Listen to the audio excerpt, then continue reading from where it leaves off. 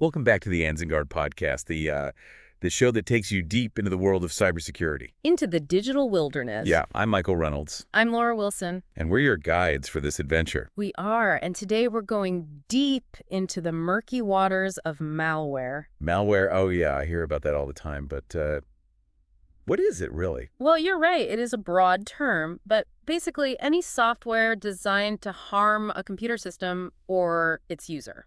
So anything bad that happens on our computers? It can be, but think of it more like a digital intruder with malicious intent, and there are different types out there with different motives and methods. Okay, so more than just annoying pop-up ads then. Definitely, we're talking about threats that can steal your data, lock you out of your devices, or even disrupt entire networks. Entire networks, wow, that's scary. It is, think of it like this. Every time you go online, you're entering a digital jungle, and there are predators lurking in the shadows. Okay, that's a pretty vivid image.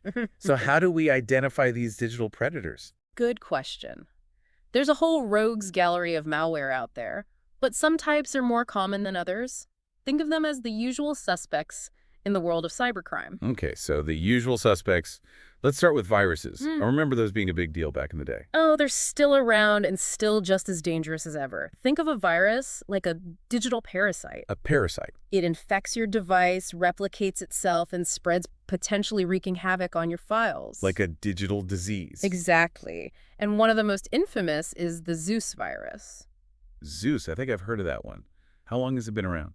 It first appeared back in 2006. 2006. That's like ancient history in the digital world. Yeah. How is that thing still a threat? Well, its creators actually released the source code back in 2011, which allowed others to create newer versions. So they open sourced it, like giving away the recipe for disaster. Pretty much. And that sharing of malicious code is something we see a lot in the malware world. It's like a dark underbelly of collaboration where they share knowledge and tools. That's unsettling. So how does something like Zeus typically spread? Phishing emails, malicious ads, things like that. You might click a link that looks safe, but it downloads the virus onto your computer. So it's about being careful what you click on online. Absolutely. Now let's move on to another usual suspect, shall we say. Worms. Worms, like those things you find in the garden. Not exactly. These worms can self-replicate and spread to other computers without any help from you. So they don't need you to click on anything. Nope. They slither through network vulnerabilities looking for new victims. Like little ninjas. Exactly. And they can spread quickly, especially on networks with weak security. One of the most notorious examples is the WannaCry ransomware attack of 2017. WannaCry, wasn't that a global cyber pandemic of sorts? It was WannaCry exploited a vulnerability in Windows and spread like wildfire, hit over 150 countries in just a few days. Wow. Speaking of ransomware, it feels like we hear about those attacks every day now. You're not wrong. Ransomware has become a whole industry. It's all about holding your data hostage, locking or encrypting your files, and demanding a ransom for their release. Yeah. And some are getting really brazen, threatening to release sensitive data if you don't pay. You're right. We're seeing a lot of double and even triple extortion ransomware these days. And for businesses, the stakes are incredibly high. Yeah. Especially after that Colonial Pipeline attack. That really showed how disruptive it could be. Absolutely. Crippled a major fuel pipeline, caused gas shortages, and panic. It was a stark reminder of how these attacks can impact our everyday lives. So we've got these digital parasites spreading through our systems, stealthy worms burrowing through networks, and then ransomware holding our data hostage. It's a lot. It's like a digital horror movie.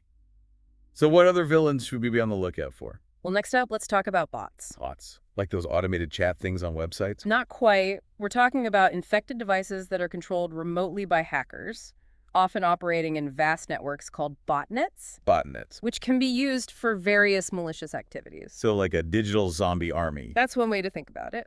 And one of the most common uses for botnets is in distributed denial of service, or DDoS attacks. DDoS attacks. I've heard of those, but remind me how they work. They flood a target server with traffic overwhelming it and causing it to crash. Crash the system. Exactly. And these botnets can be massive, made up of thousands, even millions of devices. Millions? Remember the Mirai botnet back in 2016? Vaguely. It was made up of hundreds of thousands of compromised IoT devices, things like security cameras and routers. So everyday devices? And it took down a huge chunk of the internet. Major websites like Twitter and Netflix went down. It's crazy to think something like a security camera could be weaponized in a cyber attack. It is. That's the reality of the Internet of Things. As more devices become connected, the potential for botnet attacks only increases. Okay, so we need to be wary of viruses, worms, ransomware, and now botnets. What else is out there? Well, up next on our list are Trojan horses. Trojan horses. You mean like the mythical horse that snuck into Troy? Yes, just like that. These digital imposters disguise themselves as harmless software, but once you let them in, they unleash their malicious payload. It's a classic trick. But are Trojan horses still effective? Oh, definitely. Emotet is one that's been around for a while and has caused a lot of damage. Emotet. It first appeared disguised as banking malware, but it's constantly evolving. So it's changing all the time to avoid detection. Exactly. And these days, it's mainly focused on stealing financial information and credentials. So like a digital pickpocket. Precisely. And speaking of stealing information, our next usual suspect is a master of surveillance. The keylogger. A keylogger. That sounds creepy. Their keyloggers record every keystroke you make. Every keystroke. So passwords, credit card numbers, everything. Potentially. They can be very invasive. They're often used to steal sensitive information. I'm getting chills just thinking about it. Are there any keyloggers that are particularly common? One that stands out is Agent Tesla. It's been around since 2014 and it's still going strong. It logs keystrokes and takes screenshots of your device. So they steal your info and take a picture of it? Talk about adding insult to injury? It's a nasty piece of work. But we're not done yet. We still have a few more usual suspects to cover, including rootkits, spyware, fileless malware, cryptojacking, wiper malware, and adware. We'll dive into those in a bit. We were talking about keyloggers before the break. But let's move on to another tricky one, rootkits. Rootkits. Those sound pretty intense. What are those exactly? They're like malware chameleons. They hide deep in your operating system, sometimes even at the kernel level, giving the attacker a lot of control. A lot of control. So what kind of things can they do? Well, they can disable your security software and even hide themselves from detection methods. So they're like ghosts in the machine. You could say that. It can be really hard to know if you've even got one. So how do you know if you got a rootkit? It's tough. But one thing to look out for is unusual network behavior. Unusual network behavior. Like if someone's logging into your accounts from weird places or at strange times, that could be a sign. Okay, I'll definitely keep an eye out for that. So we've got these hidden rootkits, keyloggers, recording everything we type and all those other malware types. What else should we worry about? Let's talk about spyware. Spyware. It's like having a digital stalker, right? You gotta, yeah, spyware is designed to steal your data without you knowing. It can be lurking in the background, collecting everything from your browsing history to your logins, even financial information. Yikes. That's unsettling. Didn't we hear about that Pegasus spyware a while back? Oh, yeah, Pegasus. That was a big one. It was used to target journalists, activists, even government officials. That's some scary stuff for sure. Mm. So what about this fileless malware you mentioned earlier? How does that even work?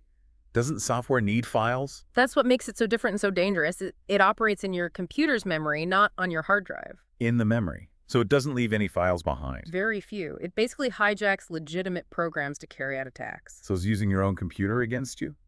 That's sneaky. Very. It's a growing trend and a real challenge for cybersecurity. It sounds like we're always trying to stay one step ahead of these malware creators. We are. It's a constant back and forth. But let's talk about cryptojacking now. That's another clever one. Cryptojacking. I've heard that term, but remind me what it is. It's all about using your computer's processing power to mine cryptocurrency for someone else. So they're stealing your computer's power to make money.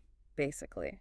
Yeah. And you might not even notice except for maybe slower performance or a higher electricity bill. Sneaky and expensive. Huh. Not a good combination. What else is there? Wiper malware. That one's a bit more destructive. Destructive. How so? It's designed to erase data from your system. Like ransomware, but without the ransom demand. So they just wipe everything out? Pretty much, it's like a scorched earth policy. Hmm. We see it a lot in cyber warfare and hacktivism. I hope I never run into that one. Okay. Okay, so what about adware? Isn't that just annoying pop-ups? Well, it can be. But some adware is more malicious. It can redirect you to bad websites, install other malware, or collect your information without you knowing. So it's not always harmless. Right. It's important to be careful what you download and always pay attention to the installation prompts. Good advice. Okay, so we've talked about the 12 usual suspects of malware, but is that all there is? Oh, there's a lot more out there. The world of malware is constantly evolving with new threats popping up all the time. So what else is out there? What should we be looking out for in the future? Welcome back to the AnzenGuard Podcast. We've been exploring this world of malware, all these digital threats lurking out there. It's a lot to take in. It is, and it's constantly changing. Malware authors are always finding new ways to exploit vulnerabilities and, staying ahead of the game. So what's next? What's coming down the pipeline in this digital arms race? Well, one trend that's pretty concerning is the rise of hybrid malware. Hybrid malware. Yeah, it's like combining the worst aspects of different malware into one super threat. Okay, that sounds pretty terrifying.